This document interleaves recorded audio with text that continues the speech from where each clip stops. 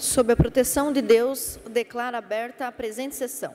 Esta presidência, no uso de sua prerrogativa, dá a ata da última sessão por lida e aprovada.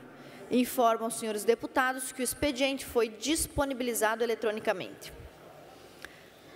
Conforme prevê o artigo 107, entramos no período de breves comunicações. Inscrito para falar em primeiro lugar, o senhor deputado Mário Mota, a quem concedo a palavra por até 10 minutos.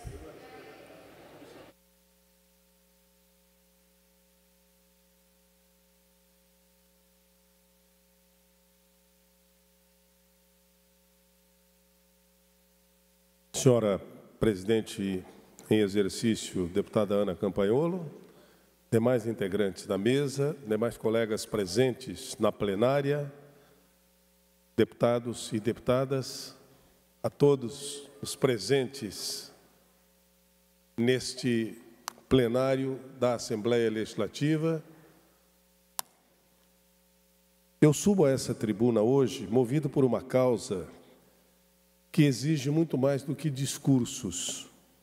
Esta causa exige ação, compromisso e coragem.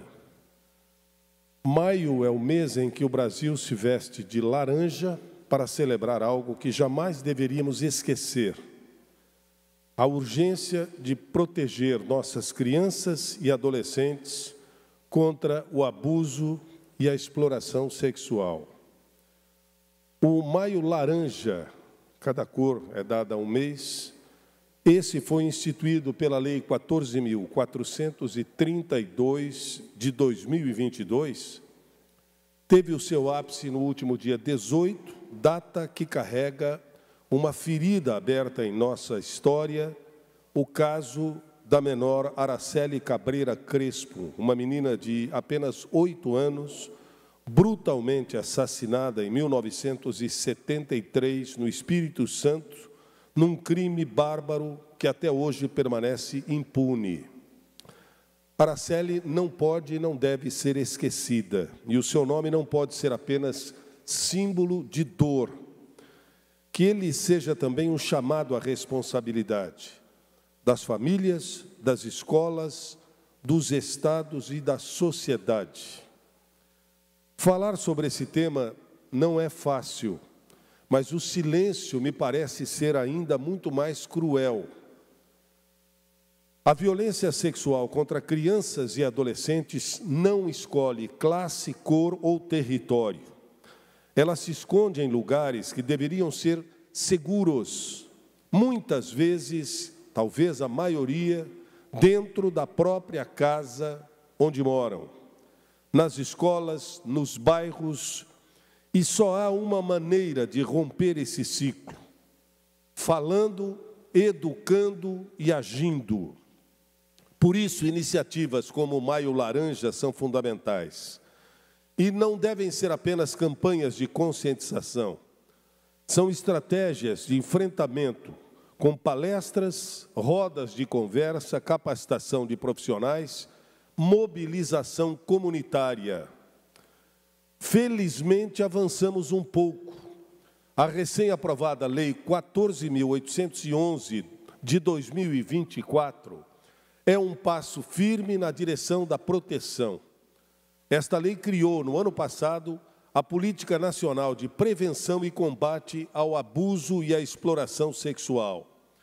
Ela amplia penas, exige protocolos nas escolas e classifica como hediondos os crimes como o estupro de vulnerável e o tráfico de crianças. É um avanço, sim, precisa ser citado, mas não basta. Aqui nesta casa, como parlamentar e como cidadão, eu me comprometo a apoiar e a propor ações que fortaleçam essa rede de proteção, apoiando nossas escolas com formação adequada, garantindo estrutura para os conselhos tutelares, valorizando os profissionais de assistência, da saúde e da educação e, principalmente, ouvindo quem mais importa, as crianças e adolescentes. Cada possível denúncia feita, Cada sinal percebido, cada escuta atenta pode salvar definitivamente uma vida. Eu acabo de retornar de uma viagem aos Estados Unidos. E numa das reuniões que tivemos em Washington com o Banco Mundial, recebemos uma informação que eu confesso aos senhores, me chocou demais. A partir de um programa que é divulgado desde ontem pela Polícia Rodoviária Federal, projeto Mapear, busquem na internet, por favor. Recebemos a informação de que, embora o Nordeste seja a região com o maior número de ocorrências ligadas à exploração sexual infantil e juvenil em rodovias estaduais, 3 estados aparecem com o maior número de ocorrências. O primeiro, Minas Gerais, porque talvez tenha o maior número de rodovias federais que o cruzam. O segundo, o Piauí. E o terceiro, senhores, Santa Catarina. Confesso que foi um número que, por demais, chamou a minha atenção. Santa Catarina é hoje o terceiro estado com o maior número de ocorrências de exploração sexual de crianças e adolescentes em rodovias federais. Talvez nossa posição seja muito abaixo se considerarmos todo o estado. Isso pode ser decorrente do fato de que temos 1.333 pontos vulneráveis nas rodovias federais que cortam o nosso estado. No ranking nacional, para se ter uma ideia, a cidade de Lages encontra-se como o 13º município com o maior número de ocorrências, 119 pontos considerados vulneráveis em rodovias federais.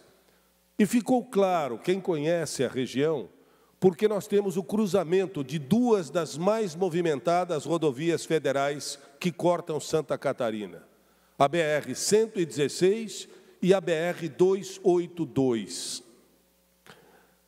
O Disque 100 é uma ferramenta que precisa ser amplamente divulgada, funciona 24 horas, é gratuito, garante o anonimato, mas é importante, e mais importante do que o número Disque 100, a atitude. Denunciar é proteger. Caros colegas deputados, colegas deputadas, proteger as nossas crianças não deve ser apenas a pauta do mês de maio. É compromisso todos os dias, deve ser uma política de Estado, deve ser um pacto da humanidade. Vamos continuar somando forças com diálogo, com responsabilidade e com certeza de que cuidar da infância, da adolescência, é cuidar do futuro, da nossa casa, da nossa cidade, do nosso estado, do nosso país e do mundo. Obrigado a todos. Obrigada, deputado Mário Mota. Inscrito para falar, ouvimos agora o deputado Padre Pedro Baldiceira, a quem concedo a palavra por até 10 minutos. Enquanto o Padre Pedro se organiza, gostaria de abrir um parênteses para desejar feliz aniversário ao meu pai, que hoje completa 74 anos, e de quem obtive a verve política que hoje guia o meu trabalho. Parabéns, pai. Deputado.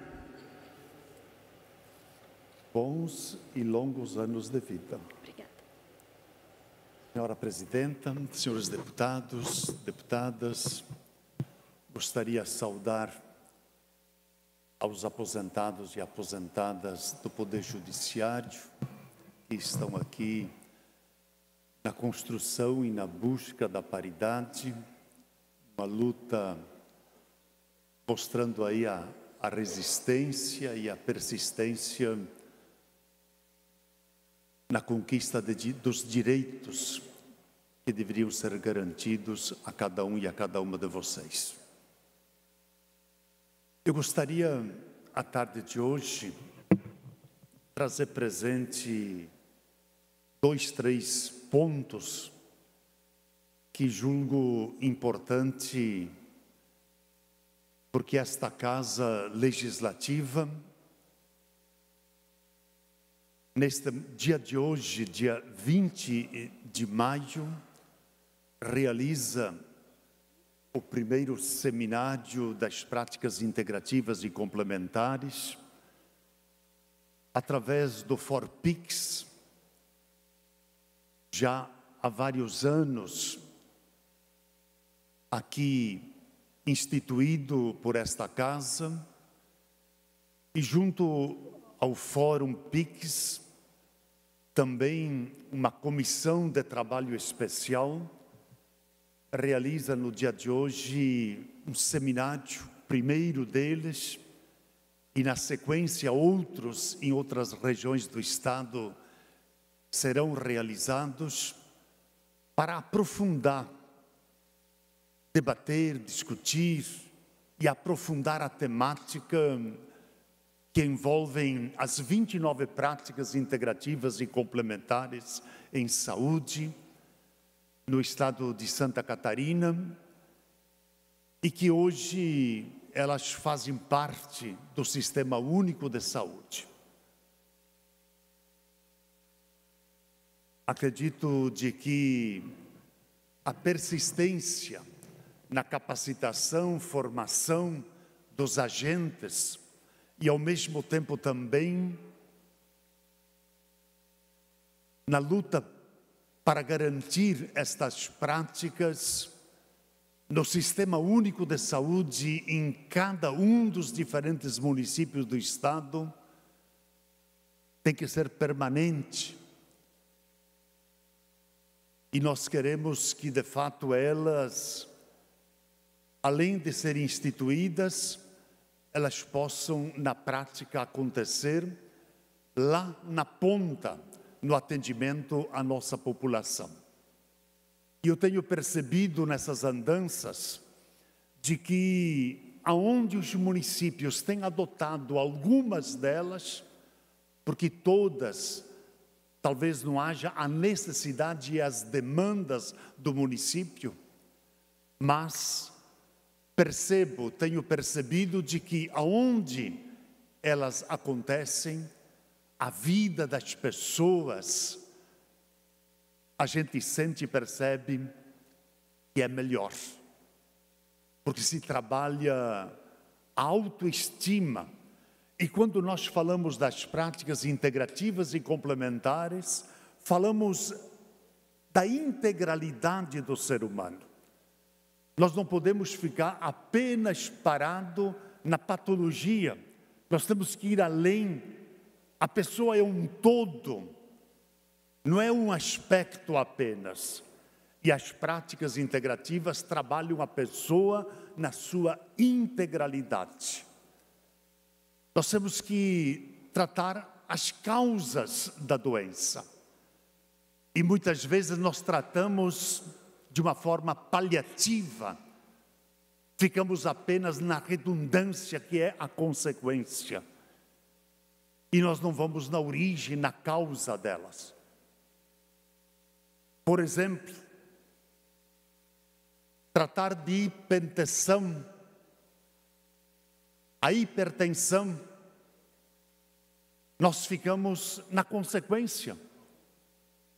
Eu não vi ninguém até hoje tratar da causa, para solucionar de fato o problema que a pessoa se encontra e vive. Apenas se faz o tratamento da consequência. É preciso ir à origem, à causa. Por que eu estou com pressão alta? Qual é a origem da pressão alta? E aí que muitas vezes a própria medicina tem dificuldade de fazer este tratamento. Por isso que as práticas integrativas e complementares vieram para ficar, porque elas trabalham a pessoa na sua integralidade. Um outro aspecto, dentro desta mesma lógica, que eu quero trazer presente aqui, é de que nós avançamos aqui neste parlamento, nós aprovamos a lei que que inclui o canabidiol no Sistema Único de Saúde, no SUS, em Santa Catarina. A exemplo de outros estados. O governador Jorginho Melo sancionou a presente lei. Houve um avanço extraordinário nesse sentido, porque nós temos muitas situações, muitas patologias que são tratadas pelo canabidiol com resultados fantásticos. Só que o acesso ao medicamento, ele se torna muito difícil por causa do custo. O canabidiol, ele é importado. Não se produz em Santa Catarina. Não se produz a nível de Brasil pelo fato até mesmo da cannabis, a planta, ser proibido o cultivo dela. E para tanto se importa esse medicamento. E ele chega aqui muitas vezes a R$2.500, R$3.000, R$3.200 num frasco de apenas 30 ml. Isso não dá, às vezes, dependendo do tratamento, para 30 dias. Portanto, nesse sentido, as dificuldades financeiras, econômicas, da grande maioria que precisa, que é prescrito pelos nossos médicos, não consegue ter o acesso. Por isso que esta casa, sabiamente, aprovou o projeto de lei para incluí-lo no Sistema Único de Saúde. Hoje é lei sancionada pelo governador. Só que a regulamentação desta lei, na minha análise, ela trouxe inúmeras dificuldades de acesso da população a este medicamento. Na minha modesta análise, se torna basicamente impossível o cidadão e cidadã conseguirem ter este acesso a este medicamento. Portanto, nós temos que rever isto. E nesse sentido a gente faz o apelo ao governador do estado para que olhe com carinho, porque olhar com carinho para esta lei, para esta regulamentação, é olhar com o mesmo carinho para centenas e milhares de pessoas que precisam deste medicamento e que infelizmente o custo elevado não permite o acesso dos mesmos. E por fim, um terceiro tema que eu trago presente para lembrar, hoje, 20 de maio, nós comemoramos o Dia da Abelha, um projeto também aprovado nesta casa. O Dia da Abelha é um dia mundial e eu sempre trago presente essa reflexão nesta casa pela importância que significa a presença da abelha no planeta. A abelha, ela é vital. O alimento é fruto da polinização que as abelhas, basicamente 80% das plantas da natureza, para se multiplicarem, produzirem, passam pela polinização por parte das abelhas. Portanto, o Dia Mundial da Abelha é a gente fazer consciência da preservação da mesma, o cuidado que nós temos que ter com as mesmas. E para concluir, amanhã é o Dia Nacional da Planta Medicinal, que eu acho que é um tema que vai me trazer novamente à tribuna para aqui dialogar. Obrigada, deputado Padre Pedro. Ouvimos agora inscrita para falar a deputada Janice Krasniak, a quem concedo a palavra por até 10 minutos.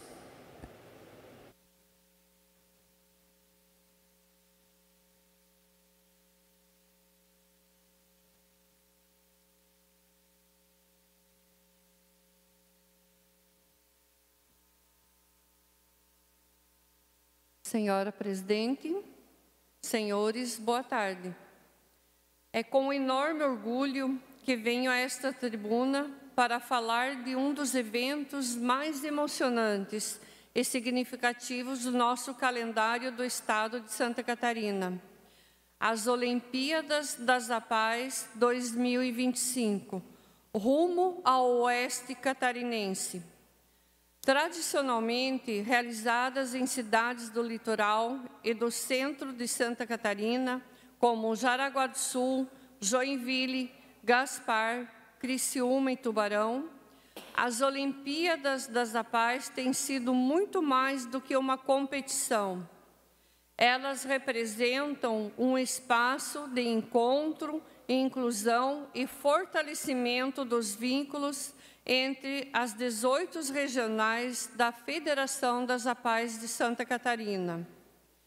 Em 2022, foi dado um passo importante na descentralização deste evento para realizar a edição em Lages, na Serra Catarinense, fruto do trabalho dedicado da regional local, com o apoio da Federação Estadual das APAES, do nosso querido professor Fabrício Matos e também do coordenador estadual de Educação Física, Desporto e Lazer, professor Lucas Erter, da APAE de Otacílio Costa.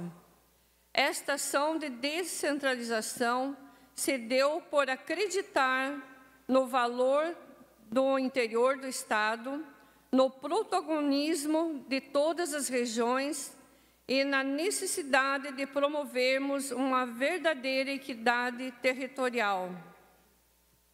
E é com o mesmo espírito de entusiasmo que hoje, em Chapecó, foi lançado oficialmente as Olimpíadas das APAES, que serão realizadas em Chapecó, no coração do nosso querido Oeste Catarinense. A escolha em Chapecó não é aleatória. Ela simboliza a força, a cultura e o comprometimento da Regional Oeste com valores que sustentam as APAES: inclusão, respeito, superação e pertencimento. Serão 198 APAES participantes, organizadas em 18 regionais, reunindo mais de 1.000 atletas deficientes, familiares, técnicos e voluntários de um grande evento de integração. De 7 a 11 de julho, Chapecó será palco de 9 modalidades esportivas: tênis de mesa, atletismo, natação, futsal, futebol 7, futsal DAO, basquete, handebol e bocha paralímpica. As Olimpíadas das APAES são uma celebração da capacidade humana, do esforço coletivo e da alegria de participar. Em cada prova, em cada torcida e em cada medalha, o que brilha não é apenas o talento esportivo, mas a força de uma rede que acredita na pessoa com deficiência e luta todos os dias por uma sociedade mais justa e mais acessível. Agradecemos o apoio do prefeito João Rodrigues e de toda a sua equipe, do deputado e presidente Júlio Garcia, do deputado Camilo Martins e do governo do Estado de Santa Catarina, que através da FESPORT apoia a realização das Olimpíadas das APAES. Chapecó nos espera e o Oeste está pronto para receber o espetáculo de inclusão, diversidade e esperança, que venha a edição de 2025. Pediria que passassem o vídeo de abertura das Olimpíadas.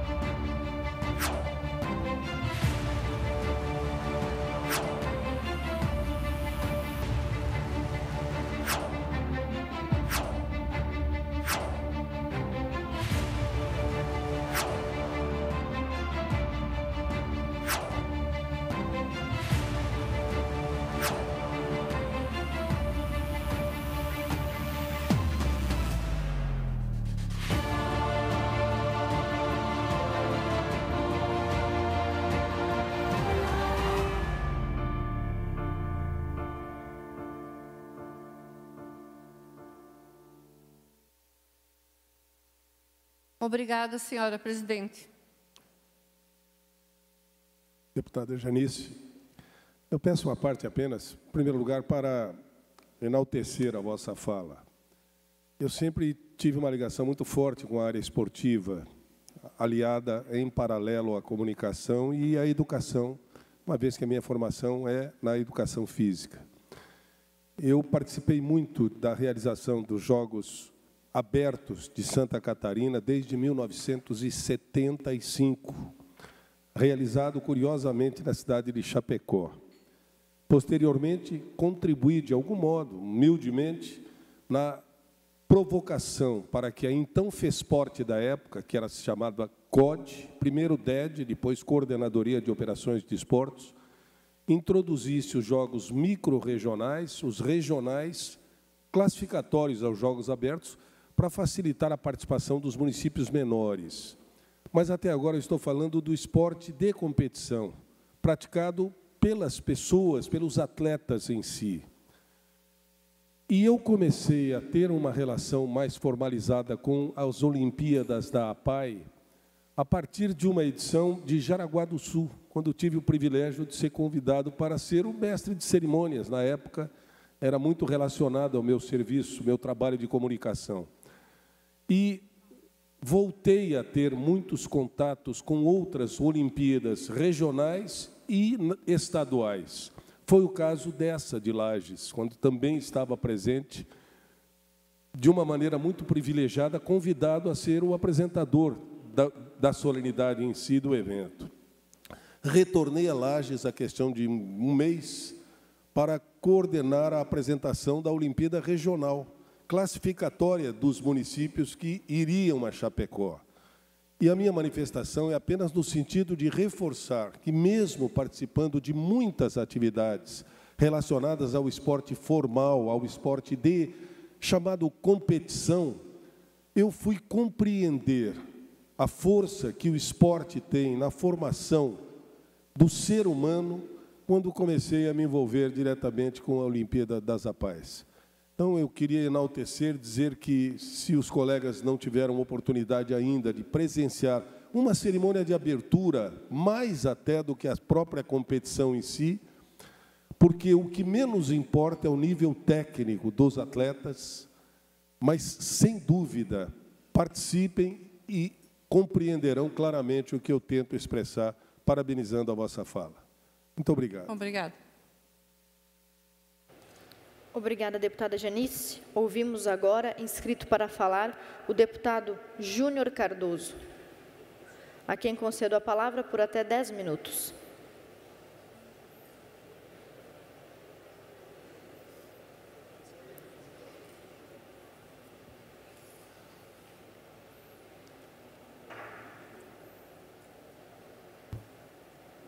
Senhora presidente, deputada Ana Campagnolo, reitero que meus votos de estima pelo aniversário do seu pai. Obrigada. Deus abençoe muito. Nossos deputados e aqueles que nos veem, nos ouvem, através dos meios de comunicação dessa casa. Eu trago a este plenário, na tarde desse dia, uma preocupação que, embora pareça pitoresca, lúdica, à primeira vista, ela revela um descompasso alarmante entre aquilo que é real e aquilo que é fantasioso.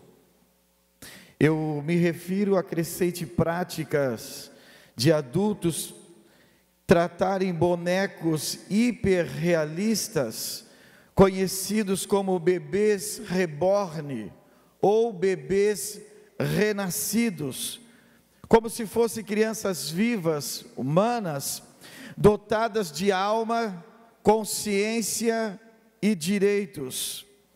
E eu inicio a minha reflexão recorrendo à fonte primordial da sabedoria que fundamenta a nossa civilização ocidental, que é, deputado Gessé, a Bíblia Sagrada.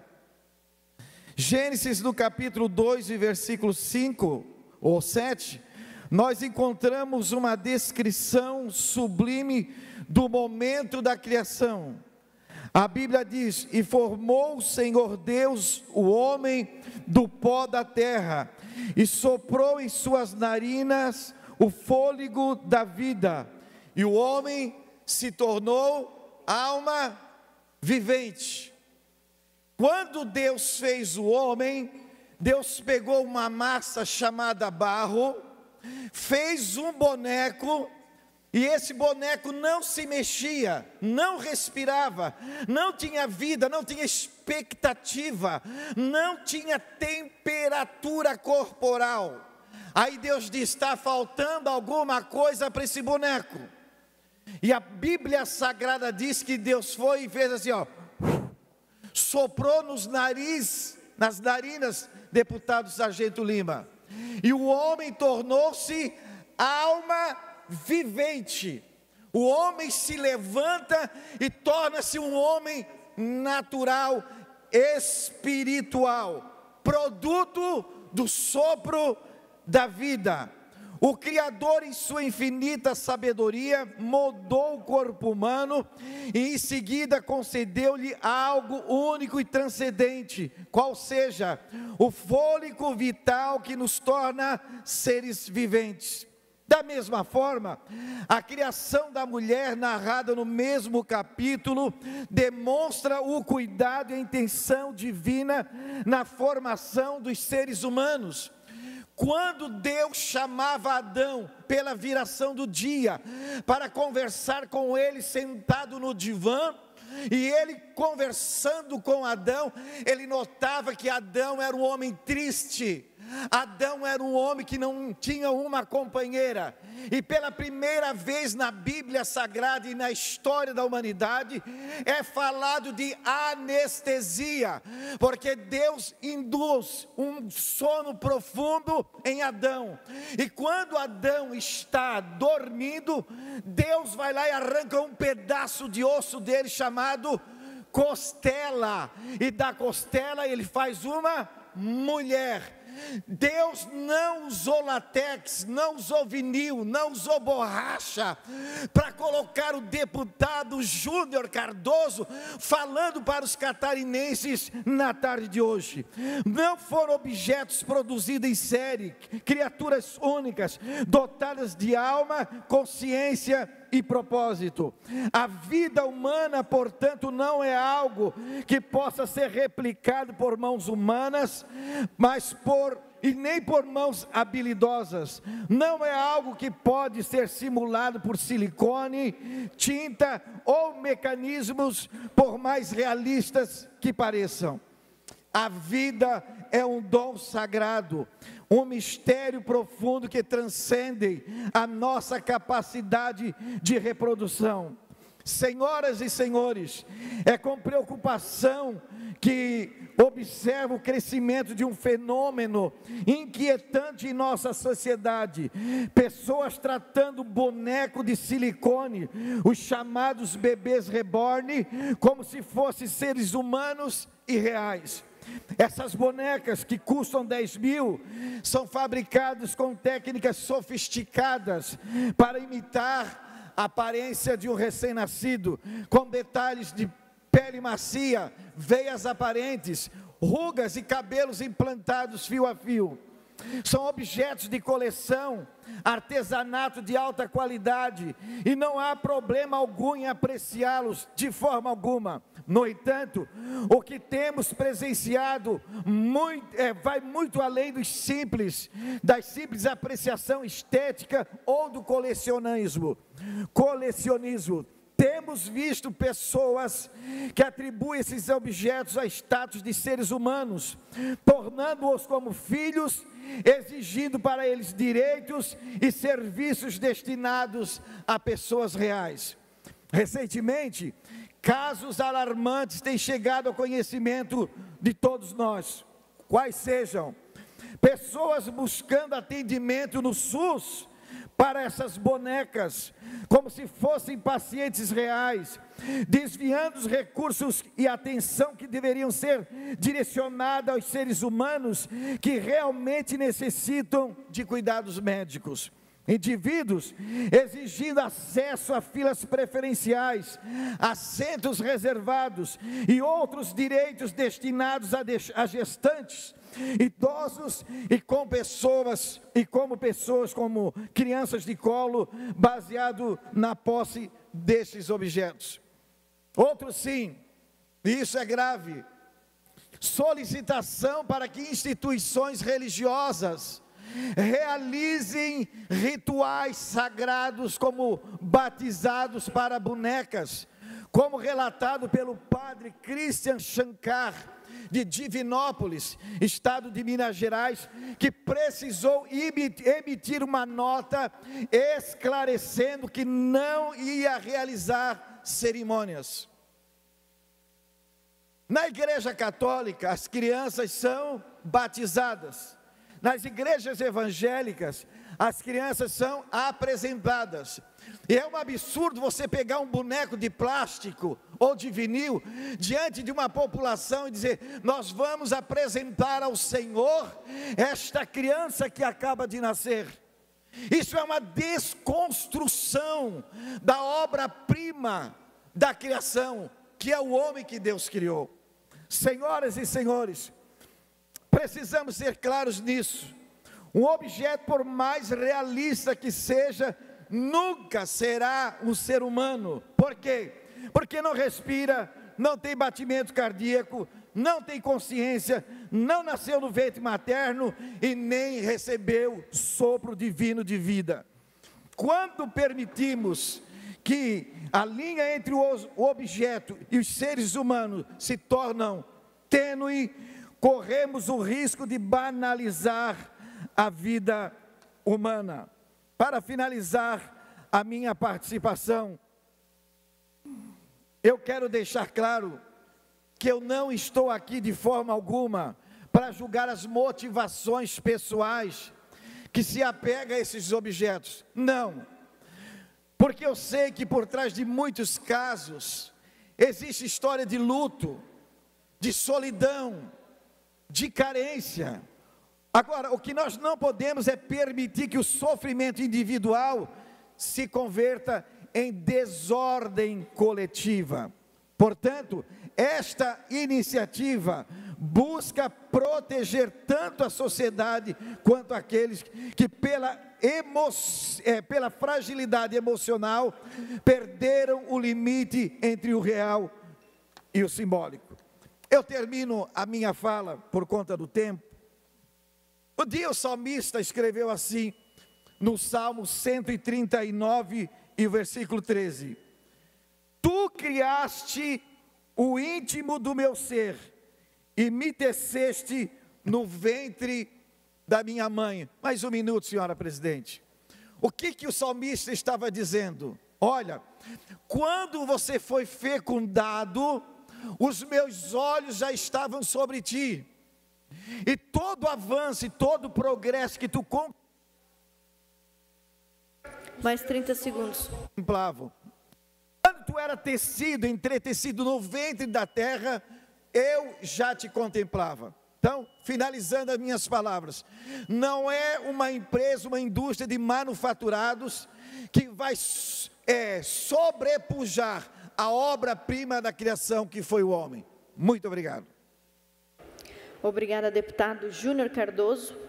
Ouvimos agora, inscrito para falar, o deputado Napoleão Bernardes, a quem concedo a palavra por até 10 minutos.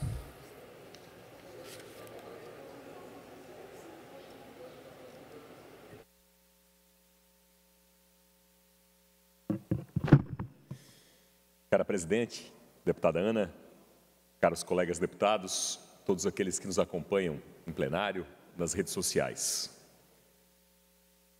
Quando a gente acha que já viu de tudo, em termos de roubo, em termos de criminalidade, vem o roubo dos aposentados do INSS. Roubo de aposentado, para demonstrar que a ganância, ela vai ao extremo da maldade humana, tanto é que se chegou a esse cúmulo do roubo dos aposentados do INSS. Estão roubando os aposentados do Brasil na cara dura. E sob um nome suave, sutil, disfarçado, de descontos indevidos, estão assaltando e tirando dinheiro do bolso e da mesa de quem trabalhou uma vida inteira para construir o Brasil e a nação que se tem. É vergonhoso, é uma vergonha nacional e é um escândalo mundial. Mais de 6 bilhões de reais nas expectativas iniciais, nas estimativas iniciais, sacados do bolso de quem mais precisa ao longo dos últimos 5 anos.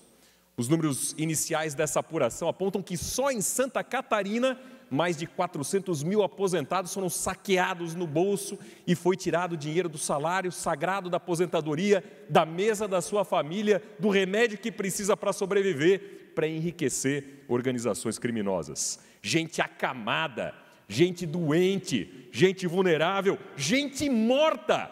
Teve até na pensão o desconto, uma exploração de gente humilde, exploração da gente que mais precisa. É uma covardia institucionalizada, uma grande covardia. Até porque entidades, entre aspas, que colocam ali nomes pomposos de apoio, de ajuda, de assistência, na cara dura faziam esse saque indevido de aposentados, de pessoas que mais precisavam. E é uma covardia institucionalizada porque todas essas entidades suspeitas, elas, para fazerem essa operação, tinham uma chancela institucional do INSS, um chamado Acordo de Cooperação Técnica. Olha, o Brasil é tão burocrático para tanta coisa. Às vezes, para alguém montar o seu negócio, para quem começar a empreender, para quem quer gerar emprego, para quem quer fazer algo, o Brasil é tão burocrático. Agora, para montar um termo de cooperação técnica, um acordo de cooperação técnica, aí é fácil. Para saquear o aposentado, aí é fácil. Às vezes a gente, licitamente, legitimamente, para pleitear a aposentadoria de alguém, tem uma burocracia, tem uma fila de mais de 2 milhões de aposentados, requerendo uma revisão. Esse não consegue. Aí o acordo de cooperação técnica, a entidade vai lá e saqueia o aposentado. Que raio de acordo de cooperação técnica? É uma covardia institucionalizada, porque tem a chancela do INSS. Um desses coitados que foi saqueado disse na sua inocência, alguém perguntou até meio que acusando, sim, mas você não viu o desconto? Aí o sujeito na sua humildade falou, olha, mas isso quem estava tirando era o INSS, como é que eu podia imaginar que a conta estava errada? É a boa fé e a crença daquele cidadão que mais precisa. Meteram a mão no bolso de quem mais precisa, isso não é erro, isso é roubo. Estão tirando comida da mesa, da família do aposentado, o remédio que muitas vezes é necessário, e cada centavo que é roubado de um aposentado é o retrato de uma vergonha nacional, que é um escândalo sem proporções. Que a Polícia Federal, Controladoria Geral da União, Ministério Público e Judiciário possam ir até o fim e punam com a máxima responsabilidade e o máximo rigor para que isso seja uma ação muito pedagógica. Que o quanto antes a CPI do roubo dos aposentados seja instalada no Congresso para passar isso a limpo, a sério e com rigor. E eu venho com indignação à tribuna da Assembleia porque tive a paciência de ouvir uma reportagem longa do governo explicando o que o aposentado precisa fazer para reaver o dinheiro que foi sacado indevidamente. Olha, o sujeito já foi humilhado, foi saqueado, não sabe se descontar indevidamente ou não, e aí tem algumas dezenas ou algumas centenas de entidades que operaram esses saques indevidos, esses descontos indevidos. E tem muitos milhões de aposentados que tiveram, ou entre aspas, desconto indevido. E qual que é o caminho que o governo propôs? Fazer que as entidades, que são algumas dezenas, algumas centenas, que essas sim, as responsáveis e que tem o tal do acordo de cooperação técnica do INSS, que as entidades apresentem a relação de quem se inscreveu para ter o desconto, ou quem não se inscreveu e aí o desconto foi indevido? O governo imputou às entidades essa responsabilidade? Não. Não. Imputou a milhões de aposentados. E aí deu uma explicação. Por isso a minha indignação hoje. O governo disse para os aposentados, queridos, não vão nas agências do INSS. Não tem aparato para atender. Não vai ter atendimento presencial. Pô, o aposentado é quem mais precisa do atendimento presencial, pessoal, físico, que já foi fraudado. E do jeito que vão fazer, vão enganar de novo. E vão permitir mais uma fraude. Aí eles falaram em tom pomposo, como se fosse fácil. Não, é só acessar o aplicativo Meu INSS, digita a sua senha do GovBR, clica no sininho e põe lá que a sua contribuição era indevida. Simples assim. Gente, tem gente morta que teve desconto indevido, tem gente acamada, tem gente em coma, tem gente analfabeta, tem gente que mal e mal tem acesso ao celular, tem gente que não sabe ler e escrever. E aí o governo diz assim, não vá na agência do INSS, acesse o aplicativo e pegue a senha do GovBR. Olha, tem muita gente aqui que tem dificuldade de achar a senha. Eu tenho a dificuldade de achar a minha senha do GovBR. E aí fazer um aposentado ir lá, que raio de senha de GovBR para assinar o sininho? Se tem milhões de descontos indevidos e tem algumas centenas, algumas milhares de entidades, cobra de quem a relação? Das entidades. Quem que está sob suspeita? É o velhinho ou é a entidade? E aí fizeram o caminho inverso. Isso é uma omissão do Estado, porque desconto sem autorização é ilegal, é criminoso. É uma omissão do Estado, é uma falha na proteção jurídica, é uma negligência nas responsabilidades que tem de quem deveria ter o dever institucional de proteger os aposentados. O que está acontecendo com os aposentados do Brasil é muito mais que uma injustiça. É muito mais que uma injustiça, é um abandono. Abandono institucional. Foram deixados à própria sorte. E essa forma da suposta restituição é só uma prova de que estão abandonados à própria sorte. Trabalharam por décadas, construíram um Brasil, construíram uma nação e agora deixada à própria sorte. Não é um erro técnico, é uma violência sistemática do país contra quem produziu pelo país. Estão virando as costas para quem mais precisa, na hora que mais precisa. Finalizo refletindo de que a omissão também mata. A omissão do Estado mata. Mata aos poucos. Mata de vergonha, mata de humilhação, mata por indignação e mata por deixar sem dinheiro quem mais precisa. É hora de enfrentar esse escândalo, botar o dedo nessa ferida. O aposentado não quer favor, quer justiça. Quer justiça. E o Brasil tem a obrigação moral, ética e constitucional de garantir justiça a quem construiu essa nação. Muito obrigado, senhora presidente. Obrigada, deputado Napoleão. Passamos agora ao horário destinado aos partidos políticos, conforme o artigo 108. Primeiro bloco, Bloco Democracia, Inclusão Social e Igualdade, PT-PSOL. Bloco Podemos, Republicano e Novo. Bloco PP, PDT, PL. Para fazer uso do tempo regimental, o deputado Sargento Lima, em nome do Partido Liberal.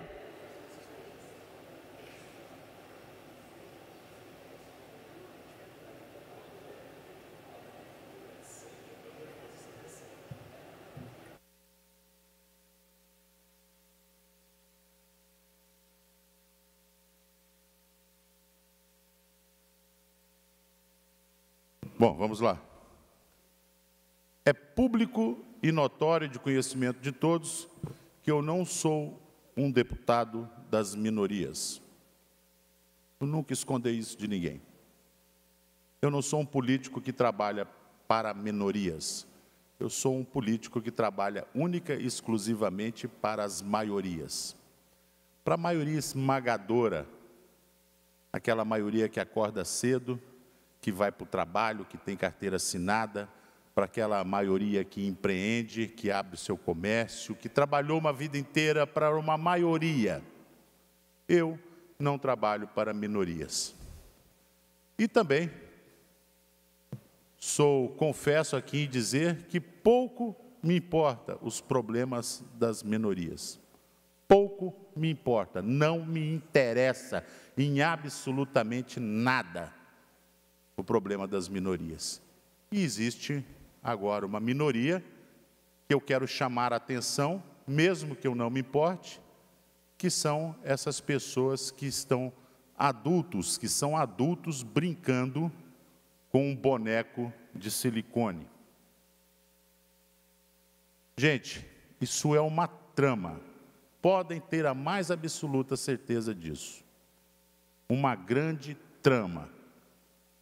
Sempre que acontece algo que chama a atenção para um problema real, aparece alguém, presidente Ana, que traz uma pauta que absorve toda a atenção da TV aberta, da TV fechada e das redes sociais. Toda vez. Nós encaramos um problema, um escândalo sem precedentes na história, 90 bilhões de reais. Não se falou dos 90 bilhões de reais. Estelionato. Estelionatários se apropriaram de dinheiro de pessoas idosas. E durante essa semana inteira, a TV aberta e nas redes sociais, elevaram-se os algoritmos, elevaram-se o número de seguidores, de curtidas e likes, e quem discutia o fato de que um idiota resolveu brincar de boneca depois de adulto. Um imbecil. E não se fala dos 90 bilhões. Isso é uma grande espuma. Isso é uma grande cortina de fumaça que sempre acontece seguido de todo grande escândalo. Isso é normal acontecer no Brasil. E nós vemos de forma enfática a TV aberta, falando, documentando, perguntando para advogado, perguntando para médico, perguntando para psiquiatra. E nesse meio tempo se ganha tempo, quando o essencial agora seria o seu Hugo Mota, presidente da Câmara Federal, está pautando uma CPI. Dizer que o Brasil precisa encarar com austeridade, com seriedade, com honestidade, é quase uma piada com a nossa cara, quando absolutamente nada é encarado com austeridade, com seriedade e com honestidade. Nada. Absolutamente nada. Foi como o engodo, a espuma, a cortina de fumaça formada pelos gastos da primeira-dama, quando se iniciou o processo para a principal pauta de quem se intitula de direita, que era essa aqui. Está colado no meu gabinete. Anistia já. Todo mundo se lembra disso. Nós falando, seu Hugo Mota, pauta. Quem não pautar vai sofrer nas próximas eleições. Não. Correram para a cortina de fumaça que propositalmente foi causada. Assim como os questionamentos dirigidos ao ditador chinês pela primeira-dama também se tratava de uma enorme cortina de fumaça, para a gente não falar sobre o assunto. Diz que não se fala de corda em casa de quem morreu enforcado. E não se pode falar no Brasil de estelionato que foi praticado por servidores públicos no exercício da função, contra o menos protegido. Aquele homem, deputado Napoleão, aquela mulher que o senhor bem falou aqui, que como eu tenho dificuldade de lidar com redes sociais, eu tenho dificuldade de acessar a senha, e você vai pedir para aqueles 40% que ainda foram dos aposentados rurais. A grande maioria, aposentados rurais, que não têm acesso à internet. Criminosos, bandidos. Vilões da pior espécie que existe. Se você vai contar uma história infantil para seu filho, para poder fazer com que ele tenha medo, e você vai falar do lobo mau, ele ataca criancinhas e velhinhos. Foi lá justamente tocar naquele menos protegido que é o idoso. O bandido. E como isso, Gessé, por isso que eu tenho na porta do meu gabinete, essa culpa eu não carrego. porque o único que estava certo nessa história toda foi o vice do Lula, quando ele disse que ele ia voltar à cena do crime e voltou. O único que estava certo. A única coisa verdadeira dita naquela campanha foi quando ressuscitaram aquele vídeo do Alckmin dizendo: ele vai voltar à cena do crime. Para poder apagar o rastro dele? Não. Para potencializar a máxima potência, para elevar a sua capacidade de destruir, roubar e matar. E eu falo matar mesmo, porque quem não tem o que comer morre de fome. Porque quem ganha um salário mínimo e precisa gastar R$300 numa farmácia para o remédio, vai morrer. É a morte que eles desejam. E essa culpa eu não carrego. Nós avisamos, nós alertamos, nós clamamos. Forma-se aliança, não dá certo. O nosso partido tem um projeto individual e foram poucos votos que faltaram. Poucos votos, deputado Gessé. A gente esteve muito perto da oportunidade. E agora, quando nós vemos as declarações dos economistas falando que haverá um colapso econômico no país em 2027. Para quem é aposentado e está esperando uma chance de reaver o dinheiro que foi furtado, que foi roubado, que foi levado por estelionatários, eu tenho uma dica aqui para você, eu estou vendo jovens aqui na galeria. Vocês não vão se aposentar, tá? Vocês não irão se aposentar. Tenham isso em mente. Nós precisaremos pelo menos de 2 décadas. 2 décadas. Para reaver os prejuízos.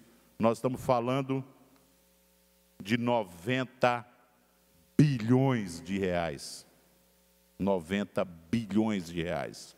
2 décadas no mínimo para poder se levantar. Vocês não vão se aposentar, esqueçam. Esqueçam. Militares federais. Paridade, igualdade, simetria, esqueçam. Na próxima reforma da Previdência, vocês vão ver o quanto dói uma saudade. Esqueçam disso. Esqueçam. Então, quando se fala que tem um imbecil que está atrás de like, que está querendo ganhar seguidores, porque monetiza a sua rede social, porque está chacoalhando um bebê de plástico no colo, uma boneca, pode ter certeza, isso é um grande engodo, é uma grande cortina de fumaça para poder desviar a atenção daquilo que os brasileiros, como crianças, olham um carro colorido passando, meu Deus, vamos prestar atenção nisso aqui. E do outro lado, 90 bilhões sendo levados. Uma verdadeira vergonha. Já houve um tempo que tínhamos orgulho de dizer que era brasileiro. Essa culpa eu não carrego. Eu não ajudei a colocar um ladrão na cadeira de presidente. Fiz de tudo para que não chegasse lá. De tudo. Deputado Gessé Lopes, por gentileza. Deputado Sargento Lima, eu costumo dizer que a pessoa que acreditou nessa cambada de mentiroso tem que se lascar, e se lascar feio, se lascar pesado, porque nós alertamos, nós falamos, nós cansamos de falar que eles voltariam com tudo para roubar todo mundo, contando desde todos os tipos de mentiras lá na campanha, quando falou e acusou o Bolsonaro de indicar seus ministros do STF amigos, que nem eram tanto amigos assim. O Lula chegou na cadeira presidencial, a primeira coisa que ele fez foi colocar o seu advogado na cadeira do STF, foi colocar o seu ministro e fazer articulação com outro ministro para assumir o ministério e colocar um comunista no STF. Mentiroso, vagabundo é que é o nosso presidente da República. Agora, vamos dizer que foi lá no governo Bolsonaro que começou esse roubo, começou muito antes, mas foi no governo Bolsonaro que foi criada uma medida provisória, deputado Sargento Lima, para acabar com esse desconto automático. E quem que foi contra? Quem foi contra? O PT, a esquerda, foi contra. E os roubos continuaram. E agora no governo do PT, explodiu. E os caras de pau vêm dizer que agora no governo do PT que está sendo investigado. Mas aí abre uma CPMI lá no Congresso, e quem que é contra? Sargento Lima, PT. O PT não quer ser investigado. Então são canalhas, mentirosos, contumazes. Espero que isso dê em alguma coisa, porque no Brasil, nesse Brasil do pão e circo, corrupto sempre se dá mal, e os aposentados sempre se dão bem, e os aposentados é que se dão mal. Deputado Gessé Lopes, Vossa Excelência tem razão. E muitas vezes nos perguntam, Lima, você ousa em dizer que não trabalha para as minorias. Não trabalho mesmo. Trabalho para as maiorias. Maioria esmagadora dos catarinenses que construíram esse estado, um dos estados mais prósperos do nosso país. É para eles que eu trabalho. E muitas vezes as pessoas perguntam, Lima, por que você não me apoia na minha pauta? Eu devolvo a pergunta. Vocês me apoiam nas nossas pautas? Vocês nos apoiam quando nós pedimos anistia já? Nos apoiaram? Todo mundo quer um tipo de apoio, vem aqui buscando um tipo de apoio, nos apoiam? Não. Quando for ser pautada agora, CPI, alguém aqui está se levantando e pedindo, nos apoiam nas nossas pautas? Não. É duro. É muito duro. Hoje, como eu sempre digo em todo discurso, nos resta esperar que o tempo passe rapidamente, que 2026 chegue, e a gente possa se livrar desse pesadelo que nós vivemos, um pesadelo de impunidade, esse pesadelo que se transformou esse país, essa casa da mãe Joana, onde as minorias pautam as necessidades das maiorias. Isso não pode acontecer. Isso não pode acontecer. Obrigado. Obrigada, deputado Sargento Lima. Pelo tempo do Bloco Social Democrático, MDB, PSDB, convido o deputado Vicente Caro Preso, pelo tempo de até 12 minutos.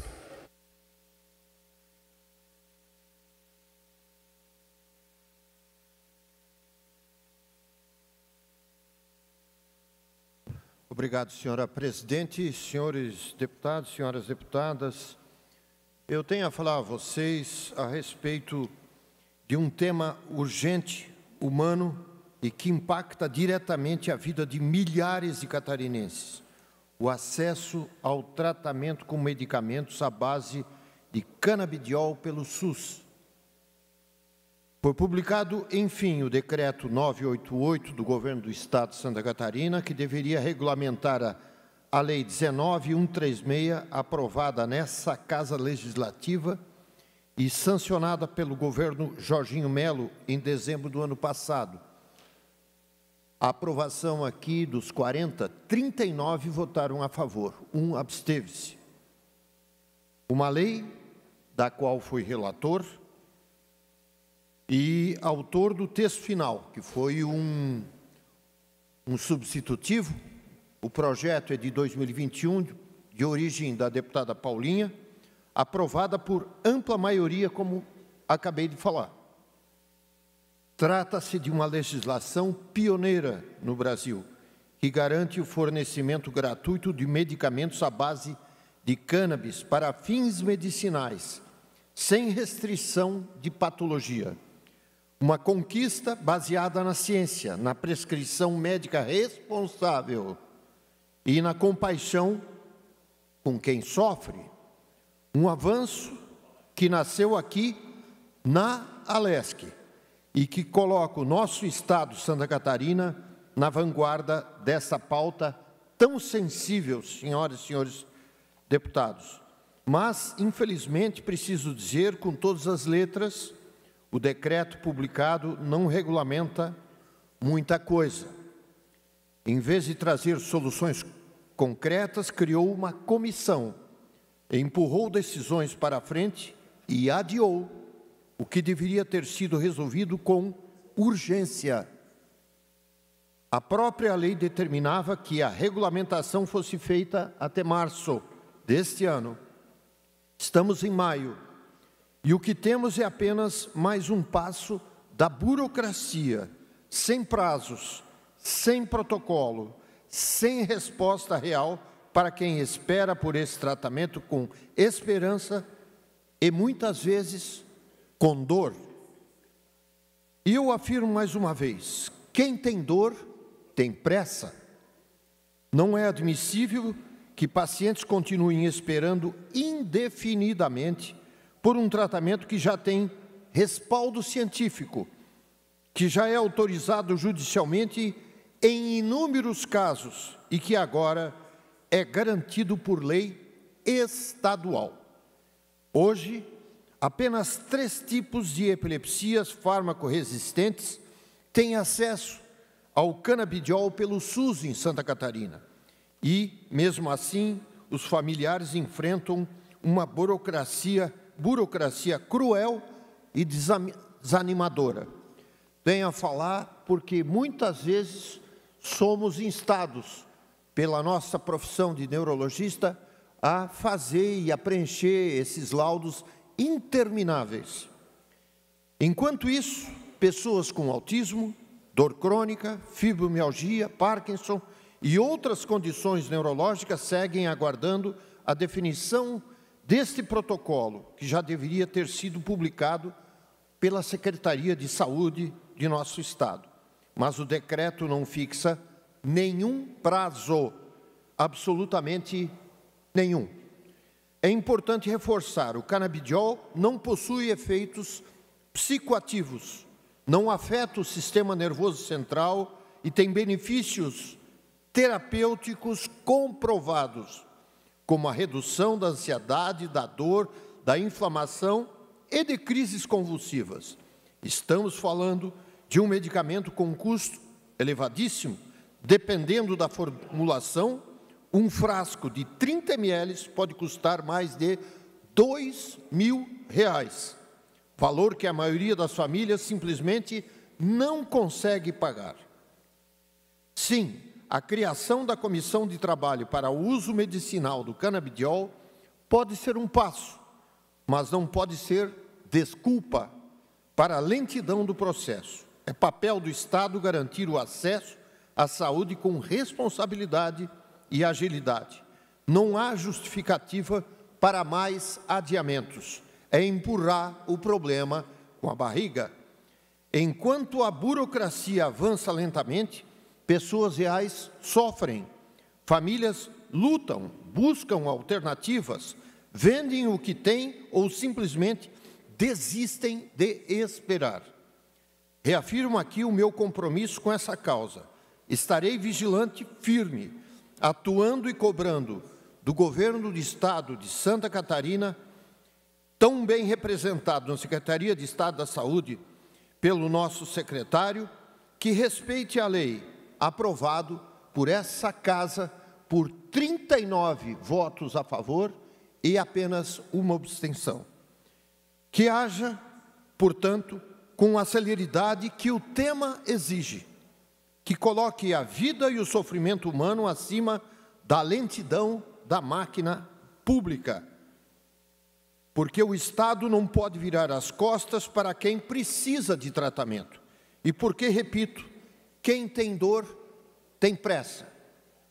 Senhora Presidente, senhoras e senhores deputados, é um tema sensível, eu tenho certeza absoluta que todos, deputado Napoleão, Mário Mota e tantas outras pessoas que nos acompanham, sabem do que eu estou falando.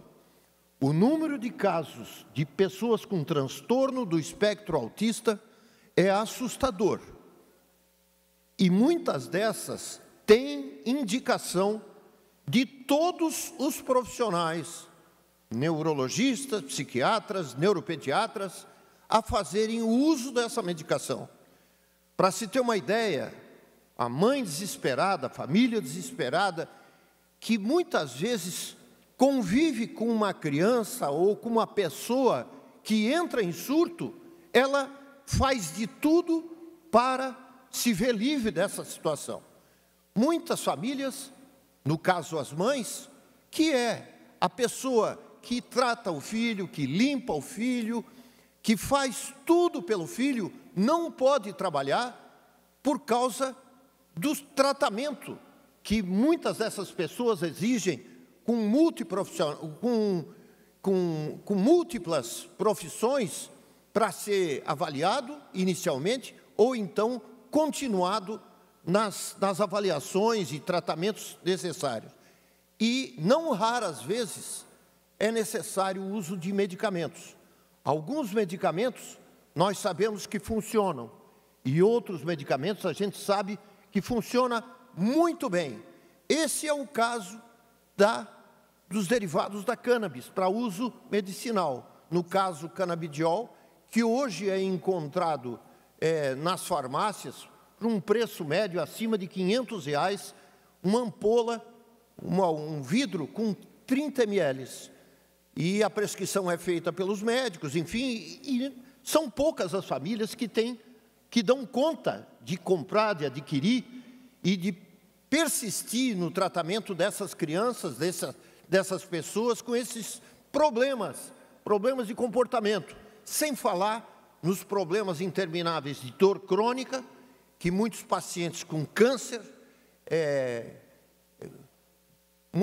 muitas dessas pessoas, no final da vida, sem outro tipo de tratamento para doenças neurodegenerativas, como Parkinson e outras situações, se veem necessariamente dependentes de alguma medicação para, pelo menos, aliviar. A gente sabe que essa medicação não reverte o caso, não influi diretamente no curso da doença, mas sim uma opção para quem quer diminuir o sofrimento das pessoas. Então, fica aqui, senhora presidente, senhoras e senhores parlamentares, o apelo para que a Secretaria de Estado, tão bem conduzida pelo nosso secretário Diogo, tão bem conduzida no Departamento de Assistência Farmacêutica, o DIAF, e tantas outras pessoas que atuam super bem e de uma maneira apaixonada na Secretaria de Estado, possam colaborar com a população para que ela tenha mais esse elemento importante no tratamento de temas tão contemporâneos como os que nós convivemos. Muito obrigado, senhora.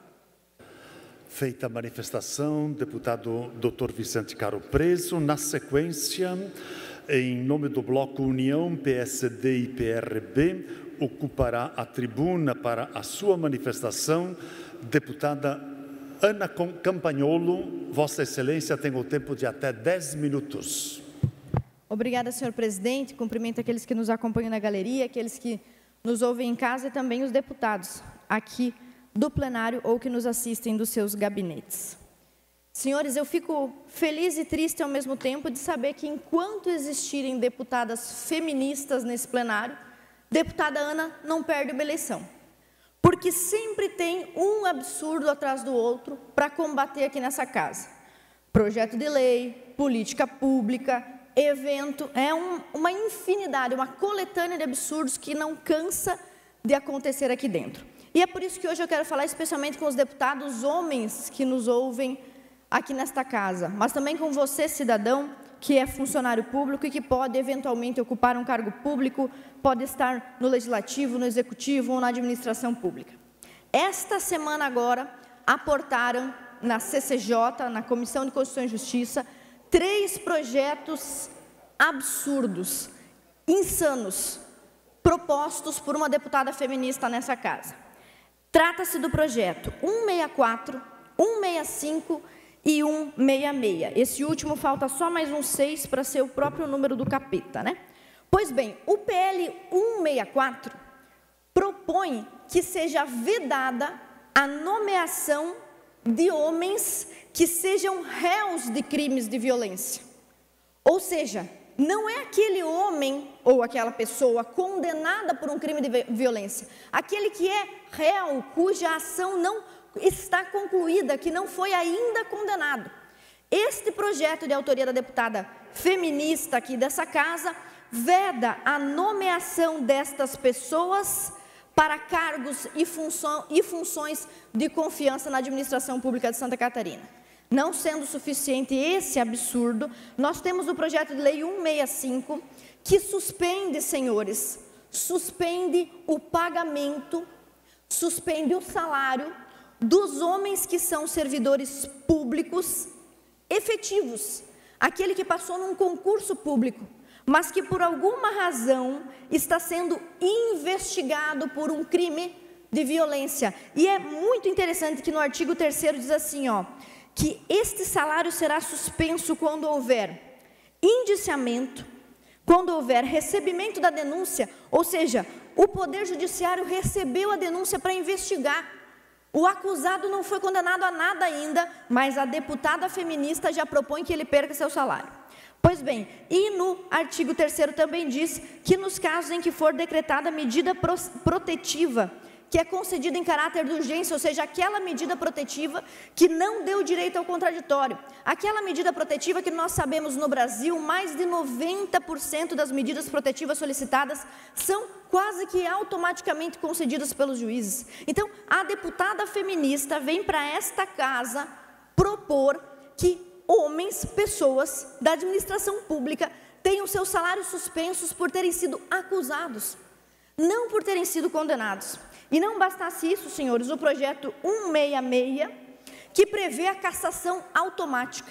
A cassação automática de homens condenados por qualquer crime, veja o que diz o parágrafo 6º. Qualquer crime previsto na legislação que possa ser considerado violência contra a mulher.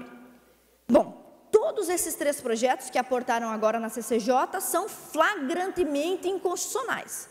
É óbvio que são inconstitucionais e não tenho dúvidas que aquele excelso colegiado de deputados, composto majoritariamente, se não me falha a memória, exclusivamente por homens, não vai permitir um assinte desse contra a Constituição estadual, contra a Constituição Federal. Até porque as 3 propostas não só são inconstitucionais, né? Além de terem todo um escopo inconstitucional, se a deputada Paulinha, feminista, quisesse propor algo dessa natureza, deveria propor uma emenda à Constituição e não um projeto de lei. Então, até a forma que o projeto é apresentado aqui é absurda. Além de que já está previsto, inclusive, a perda do mandato sob sentença condenatória para qualquer crime transitado em julgado.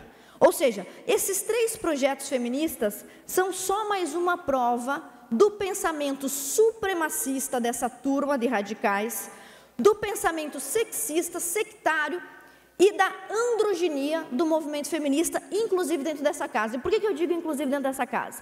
Esses 3 projetos já são por si absurdos.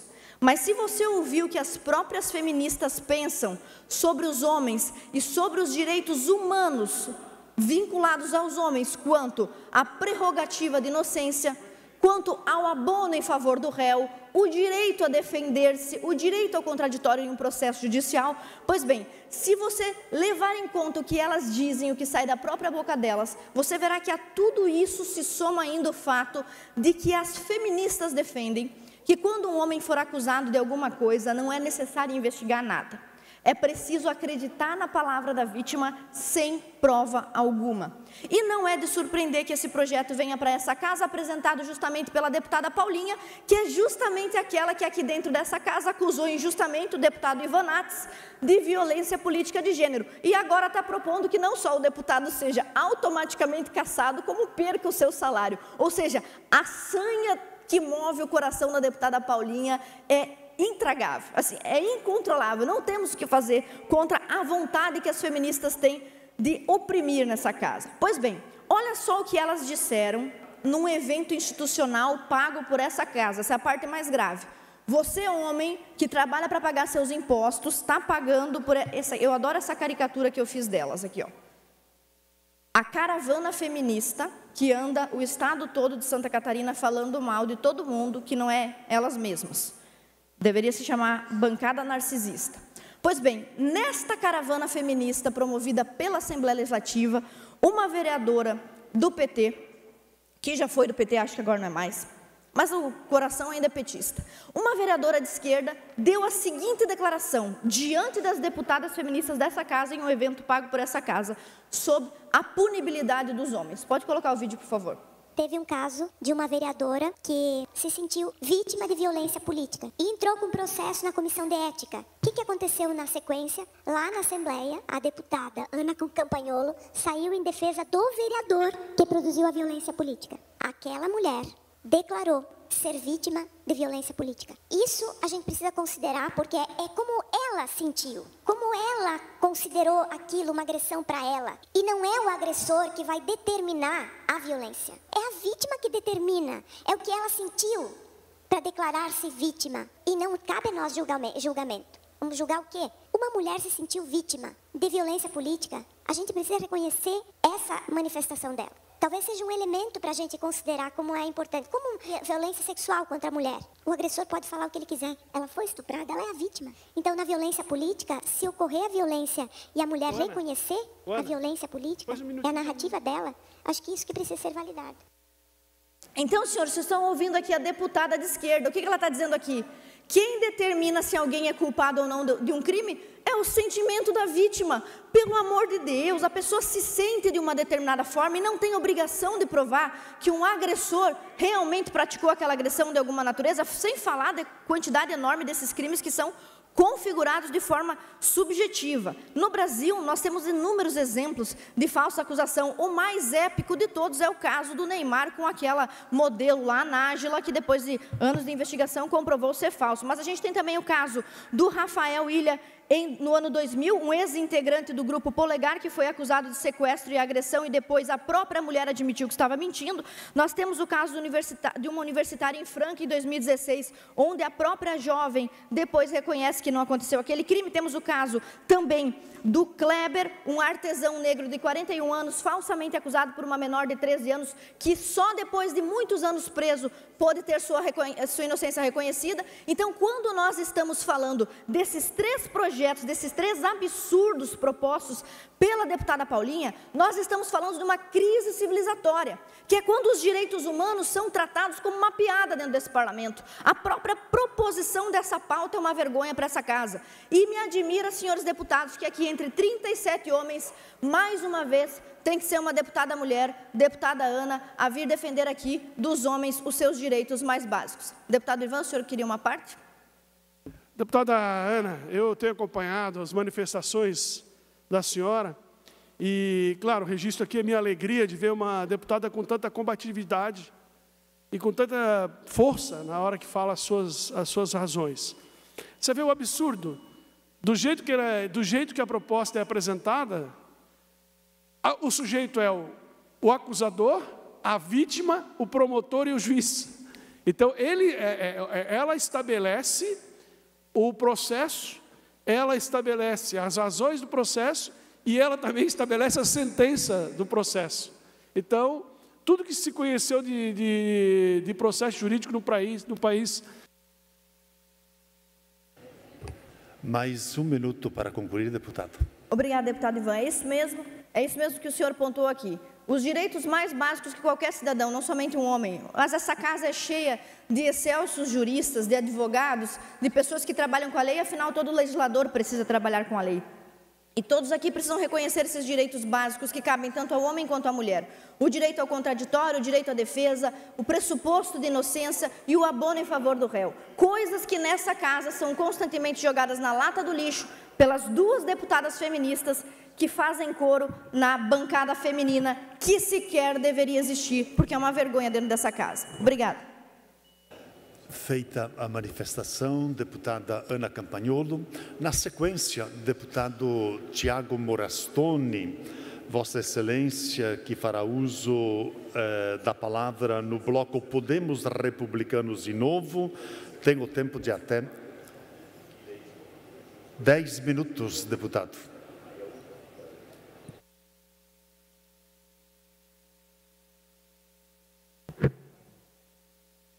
Senhor presidente, senhoras e senhores deputados, cidadãs e cidadãos catarinenses, Santa Catarina é, com orgulho, uma referência nacional. Um Estado que prova todos os dias que o Brasil pode sim dar certo.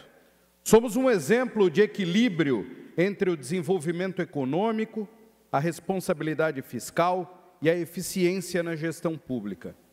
Temos o segundo maior PIB per capita do país.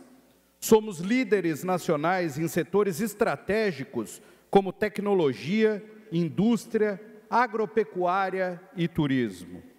Temos os melhores índices de desempenho na educação básica.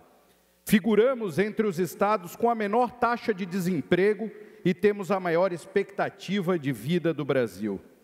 Esses números não são apenas estatísticas, são o reflexo de um povo trabalhador e de um governo que sabe onde quer chegar. Mas é na segurança pública que Santa Catarina se destaca de maneira ainda mais contundente. Somos, com justiça, o estado mais seguro do país. Isso é fruto do trabalho incansável das nossas forças de segurança. Polícia Militar, Polícia Civil, Corpo de Bombeiros, Defesa Civil, IGP e guardas municipais, que atuam com profissionalismo, coragem e inteligência. E é também resultado de uma gestão estadual comprometida, que investe, planeja e valoriza quem está na linha de frente da proteção da nossa gente. Não por acaso, essa visão de futuro tem sido um dos pilares da liderança do governador Jorginho Melo, que conduz Santa Catarina com seriedade, ousadia e senso de responsabilidade. Seu compromisso com a inovação, a segurança e o desenvolvimento sustentável é claro e reafirma que o caminho que estamos propondo aqui é, de fato, o caminho certo para que Santa Catarina continue na vanguarda do Brasil. No entanto, é preciso reconhecer, a criminalidade não é um desafio de escala nacional. É um desafio de escala nacional em constante mutação. E por mais dedicadas e capacitadas que sejam as nossas equipes, não podemos abrir mão daquilo que hoje se tornou indispensável, o uso da tecnologia como principal aliada na construção de uma segurança pública moderna, eficiente e preventiva. Softwares avançados, ferramentas de inteligência artificial e sistemas integrados de monitoramento eletrônico são instrumentos que ampliam a nossa capacidade investigativa, antecipam riscos e salvam vidas. Esse debate se torna ainda mais urgente quando olhamos para as escolas. Espaços que deveriam ser exclusivamente de ensino, aprendizado e desenvolvimento, infelizmente, também se tornaram palco de conflitos, ameaças e até crimes. Precisamos romper esse ciclo com firmeza e inteligência. A instalação de câmeras de vídeo monitoramento, sistemas de gravação ininterrupta, botões de pânico e softwares de reconhecimento facial e de análise comportamental não são um luxo, são uma necessidade. Previne, desestimula, identifica e responsabiliza quem age na sombra da impunidade. O aluno precisa estudar com tranquilidade. O professor precisa ensinar com segurança. Os pais precisam confiar no ambiente escolar. E é por isso que defendemos, com clareza e responsabilidade, a contratação de serviços especializados em inteligência e segurança, com a implantação de equipamentos modernos, conectividade robusta e sistemas de dados integrados. Isso proporciona não apenas mais segurança física, mas também mais eficiência na gestão pedagógica e administrativa. Atende à legislação vigente e, acima de tudo, responde ao clamor da sociedade catarinense. A construção de um ambiente educacional seguro, inovador e acolhedor passa pela tecnologia. e não apenas nas escolas. Devemos estender essa lógica para toda a estrutura estratégica do nosso Estado. Logradouros públicos, vias portuárias, áreas industriais, rotas turísticas, zonas rurais. O investimento em segurança inteligente é investimento em qualidade de vida, produtividade, competitividade e em desenvolvimento humano. Conforme decisão do Supremo Tribunal Federal e do Tribunal de Contas do Estado de Santa Catarina, os municípios podem utilizar até 30% dos recursos da contribuição para custeio do Serviço de Iluminação Pública, a COSIP, para investirem em vídeo monitoramento de áreas sensíveis, mas especificadamente com câmeras de vigilância e conectividade que podem ser implantadas nos entornos das escolas. Os municípios podem utilizar esse mecanismo para proteger as suas comunidades, sem depender de repasses ou de outros tributos. Está na hora de sairmos do papel para irmos à prática. Necessitamos criar instrumentos que garantam a operacionalização das leis que foram criadas. Esse é um assunto que perpassa uma única comissão dessa Casa. Senhores deputados, sugiro que esse debate seja ampliado, por exemplo, no âmbito da FECAM e da Secretaria de Estado da Educação, pois grande parte dos municípios catarinenses e suas escolas desconhece a legislação, como as que foram recentemente aprovadas por essa Casa Legislativa, das quais citamos o decreto assinado pelo governador Jorginho Melo em 17 de maio. Mais 30 segundos. Em 17 de maio de 2023, que regulamenta a Lei Complementar 826, instituindo o programa Escola Mais Segura, bem como os projetos de lei 520, 522, 528 de 2023, que tratam do mesmo tema. Senhoras e senhores, Santa Catarina não espera o problema bater à porta. Nós nos antecipamos, nos planejamos, nós agimos. Seguiremos firmes investindo em soluções modernas, conectadas e integradas, porque aqui o futuro já começou e o nosso compromisso é garantir que ele seja, acima de tudo, seguro, humano e próspero para todos. Muito obrigado. Ainda em tempo, deputada presidente Ana Campanholo, quero transmitir ao seu pai, seu Job, um feliz aniversário, muita felicidade e muita saúde. Obrigada, deputado. O senhor é muito gentil. Não havendo mais ninguém inscrito para falar no bloco, no tempo destinado aos blocos partidários, conforme prevê o artigo 108, suspendemos essa sessão até às 16 horas para a ordem do dia.